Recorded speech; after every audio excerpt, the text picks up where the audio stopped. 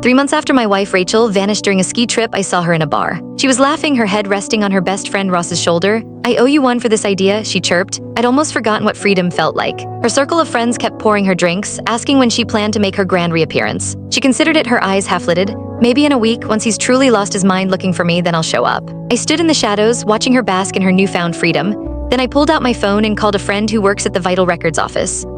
"I'm going to have Rachel legally declared dead." "You're giving up the search?" my friend asked, his voice hesitant. I lifted my gaze to where Rachel was nestled against Ross, a bitter taste rising in my throat. My voice was thick, choked. "There's nothing left to find. What's the point in finding someone who's determined to stay hidden?" After hanging up, I returned to my own private booth. My childhood friend Alex saw the thunderous look on my face and pressed a glass into my hand. "Preston, it's been 3 months. The chances of survival are practically zero. You have to start moving on." I stared down at the amber liquid, a high-proof whiskey, and threw it back in one go. The burn was immediate, stinging my eyes, forcing back tears. "Alex," I asked, my voice strained, "would anyone ever fake their own disappearance just to mess with their husband?" He looked at me with a mix of pity and frustration. "What kind of sick question is that? Only a monster would do something like that. They'd be better off actually being dead." I wiped my eyes and grabbed my coat from the sofa. "You're right," I said, my voice hollow. "I need to let Rachel go." I drove home. The house was, as always, silent. For the past 3 months, I dreaded this silence. I'd get home and turn on every light, make a cup of her favorite coffee, set out her favorite fruit on the counter, anything to pretend she was still here. I didn't understand. If she didn't want to be with me anymore, she could have just asked for a divorce.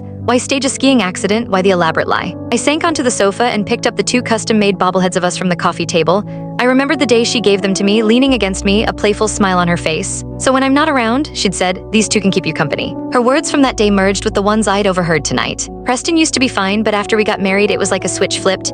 No drinking, no cold foods. He was always nagging me about something. So annoying. This death of mine will be a good lesson for him. Maybe he'll learn to back off. Ross had poured her another drink. "See, I'm better, right? We've been best friends for years and I've never been like that." "Totally, you're the best guy friend a girl could ask for." They called each other best friends, but under the table their legs were tangled together. The memory made my stomach churn. I tossed the bobbleheads into the trash can, picked up my phone and sent out a group text. "Rachel passed away in an accident 3 months ago. A memorial service will be held in 1 week." Almost immediately, my phone lit up with a barrage of texts from her friends. "They haven't found her body. How can you hold a funeral?" "Preston, have you lost your mind? What if she's not dead?" "If Rachel comes back and sees her own funeral, she'll kill you." "Are you trying to make her angry, Preston? You know what happens when she gets angry." I ignored the first few messages, replying only to the last one. "She's dead. How can a dead person get angry?" With that, I tossed my phone aside and started clearing out her things. For the past 3 months, I'd spent most of my time in the mountain town where she'd gone missing, searching.